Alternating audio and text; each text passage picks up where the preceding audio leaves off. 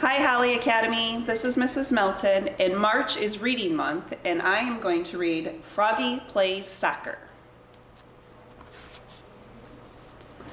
Froggy couldn't sleep. He looked out the window. The full moon was rising. It looked like a soccer ball. Tomorrow's the big game, he said out loud. If we beat the Wild Things, we win the City Cup. In the morning, Froggy was bursting to go. He pulled on his underwear, zap, tugged on his soccer shorts, zip, snapped on his shin guards, snap, wiggled on his soccer shirt, zlim, pulled on his soccer socks, zoop, and put on his cleats, zup, zup. Froggy, called his father. Froggy's father was the assistant coach. What? Let's go. We'll be late for the game. Froggy flopped outside. Flop, flop, flop. Remember, said Froggy's dad, only the goalie can catch the ball, and you're not the goalie. Now repeat after me. Head it, boot it, knee it, shoot it, but don't use your hands. And Froggy sang, head it, boot it, knee it, shoot it, but don't use your hands, all the way to the soccer field. At the soccer field, the coach, Max's mom, said, we're a team. We're the dream team.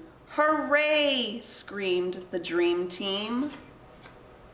Soon the game was on. Froggy was doing cartwheels. Froggy was picking daisies. Froggy was picking his nose. The ball bounced off his chest. He gave a mighty kick and missed the ball. But Max trapped it and passed it to BJ, who slammed it right into the net. Goal! It was 1-0, Dream Team.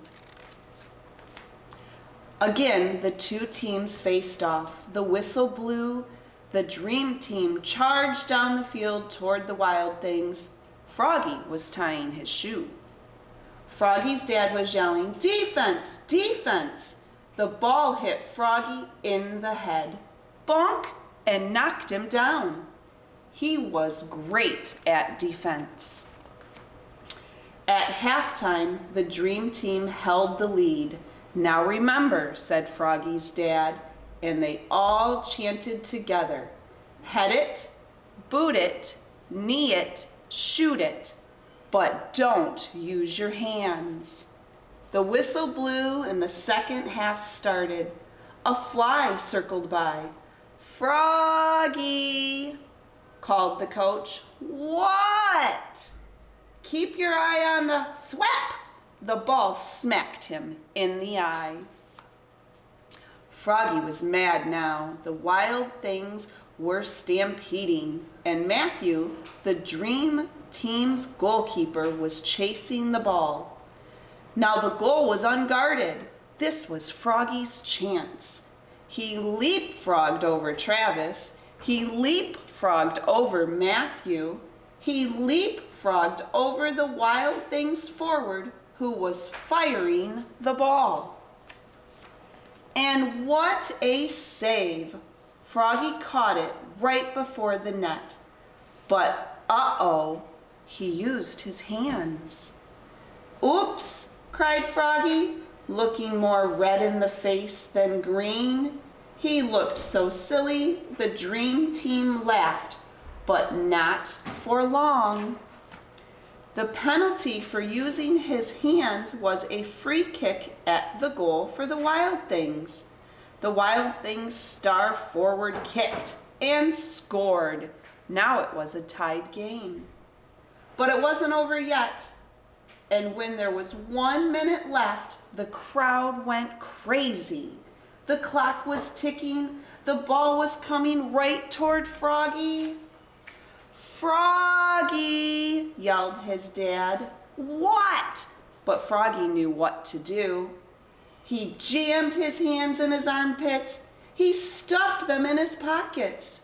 He stuck them in his mouth. Then he power kicked the ball so far down the field that it bounced over the goalie's head. Smack into the goal. Yes! The Dream Team had won the City Cup. They shouted and danced, and Froggy sang, "Head it, boot it, knee it, shoot it, but don't use your hands." Except to slap high fives. Slap, slap, slap. I hope you liked the story, boys and girls.